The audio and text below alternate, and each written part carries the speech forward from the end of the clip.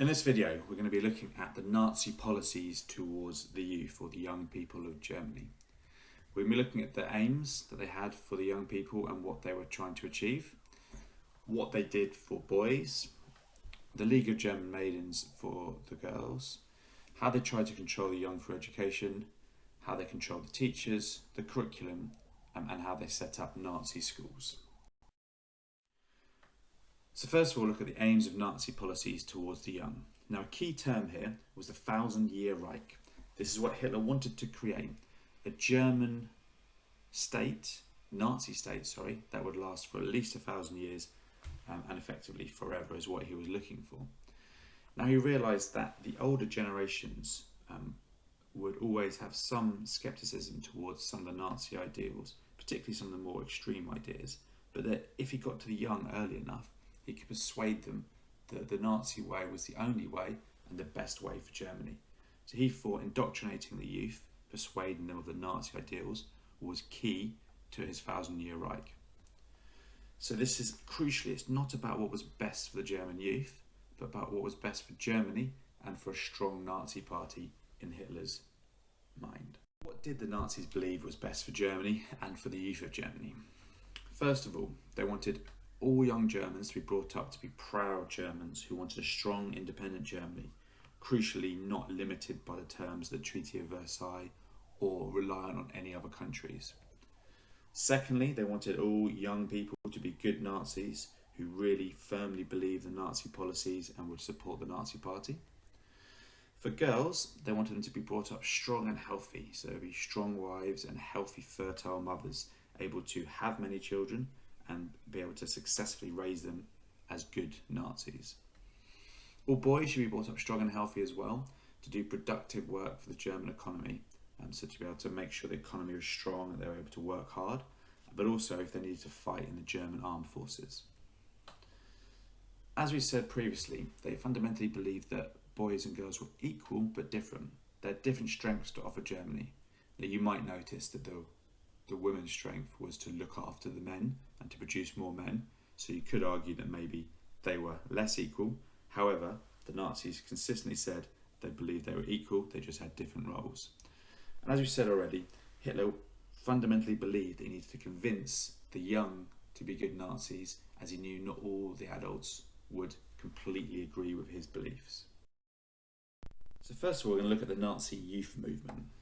Now, before the Nazis came to power, there were many different youth groups associated with political parties and church groups. And for comparison, the Protestant church youth groups had roughly 600,000 boys and girls in it in 1932, whereas the Nazi party only had about 100,000 boys and girls in their youth movement, showing that the other groups were much more popular and much more successful at this time. So these Nazi party youth sections were small compared to the other groups. So in 1933, Hitler banned almost all the youth groups, apart from the Nazi groups, and put pressure on the young people to join these groups. By 1936, it was made compulsory for all young Germans to join youth groups, so in their spare time they had to join these youth movements to continue their Nazi education. As we said already, in 1932 there were only 100,000 members. This was expanded to over 2 million by 1933 and almost 9 million by 1939, showing that a great many young people did join these groups. First of all, we're going to focus on the Nazi youth groups for boys. The groups were segregated by age and by gender, so we'll look at the girls' groups separately in a minute, but also the boys' groups were divided up by age. So for 6 to 10 year olds, they could join the Little Fellows groups, and this group would focus on sport, hiking, camping, general things like that. From 10 to 14, they could be part of the German young people, and this group would start to look at some military preparation alongside sport, hiking, camping. And then lastly, the most famous of the 14 to 18 year olds were in the Hitler Youth, and this was much more focused on training for the military. In terms of Hitler Youth, we're going to talk about them in a bit more detail. They carried out political, physical, military and character training. So the Hitler Youth had to carry out these 4 different types of training. First of all, they carried out political training. The members had to swear an oath of loyalty to the Führer, Hitler, attend courses and report anyone who is disloyal, with some suggestions they reported on their parents. The Hitler Youth leader, Balder von Schirach, set out a schedule of lessons they had to learn to make sure they were becoming good Nazis. And these included things like German heroes, Adolf Hitler and his fellow fighters, and the evil of the Jews. And they hoped to kind of make sure they were continuing to supply a constant stream of good Nazis. The physical training, they wanted to make the youth as fit as possible. They did lots of hiking, camping, regional and national sports competitions to try and make sure the young were as fit and healthy and strong as possible. Military training, they decided that they wanted the youth to fight for Germany, so they practiced skills useful for troops such as map reading and signalling. But by 1938, they also had 1.2 million members were being trained in small arms shooting, and many members were part of specialist military training. E.g., there was a naval Hitler Youth, which did naval training, a motor Hitler Youth, a gliding Hitler Youth, a flying Hitler Youth, where they taught specialist skills that could be used in the military. Lastly, they undertook character training. Now, these activities were designed to mould the young people's characters and include activities that stressed comradeship, loyalty, competition, and ruthlessness. For example, one of the things they used to do was they'd plunge them into ice cold water to tough them up, force them to go on lengthy exercises in the winter, or subject to harsh punishments for errors or disobeying orders. And all of this was supposed to build up their character and make them into better individuals. Now, girls were part of different girls' groups, the most famous of which being the League of German Maidens. So as with boys, they're divided up by age, with 10 to 14-year-olds being part of the Young Maidens, and 14 to 21-year-olds being part of the League of German Maidens, which was shortened to BDM. This was actually also subdivided, and there was a 18 to 21-year-old group called Faith and Beauty, which was a continuation of the BDM training. And at the Young Maidens, it was a bit like the younger men's groups, were more about sport and camping and making them fit and healthy, whereas League of German Maidens onwards, it was much more about preparation for motherhood and for being a good housewife. Some of the activities for the BDM were the same as the boys. They took part in political training and some physical and character building activities. However, there was no military training, and instead they focused on domestic skills such as making beds, sewing skills, and to be a good housewife. There was also a strong emphasis on the idea of racial hygiene, the idea they should keep the German race pure by marrying and having children only with Aryan men, not with any one of the inferior races according to Hitler. Now, as well as the Nazi youth groups, the Nazis also realised that taking control of schools and controlling their education was key to indoctrinate the young. So when the Nazis took over, the schools were run by the separate local councils or the church or the local government known as Länder. They had been responsible for education in each area. So Hitler wanted to make sure the schools were under his control and were continuing his ideas of indoctrination. And as we said before, he realised that it was key to try and find as many ways as possible to convince the young of the Nazi ideals. So he made the man pictured here, Bernhard Rust, a leading Nazi education minister, and brought all schools under Nazi control. So first of all, Hitler realised he had to take control of the teachers and make sure they were all good, loyal Nazis. So in April 1933, the Nazis passed a law to give them the power to sack teachers and head teachers. In Prussia alone, Germany's biggest state, Rust sacked over 180 head teachers for not following the Nazi ideals.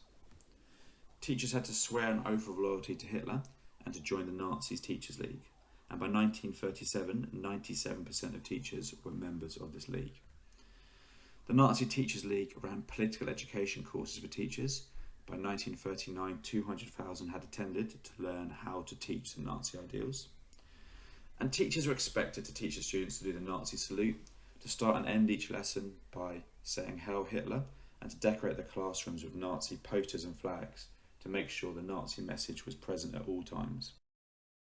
As well as controlling the teachers, the Nazis realised they had to control the curriculum and make it focus on the areas they wanted to focus on.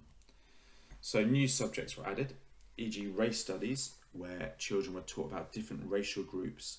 The Aryans were superior and they should not marry inferior races such as Jews. Traditional subjects such as mathematics were changed to encourage Nazi ideals. So some examples of this would be, if you're doing a question about percentages, it might be how many inhabitants of Germany were German, how many were Jews, and then they would say how many of those aliens are part of or living in Germany. Or another example was example of a plane taking off carrying bombs, how much bombs each bomb weighed, then how much the plane would be lighter when it had dropped the bombs on the Jews in Warsaw in Poland, showing both the military focus but also the belief that the Jews were inferior and should be destroyed. Time for PE and sport was doubled, and this was all part of trying to make sure people were healthy and strong. And by 1939, a sixth of lesson time was doing PE or sport. They ran a different curriculum for boys and girls, with girls having compulsory domestic science lessons, continuing focus on needlework, sewing, and looking after the home. From 1935 onwards, all new textbooks had to be approved by the Nazis. So, for example, the history books had to explain the Treaty of Versailles was a stab in the back for Germany, planned by the socialists, and that Jews were evil, and that Mein Kampf, Hitler's own book, became a standard text that all children had to learn about.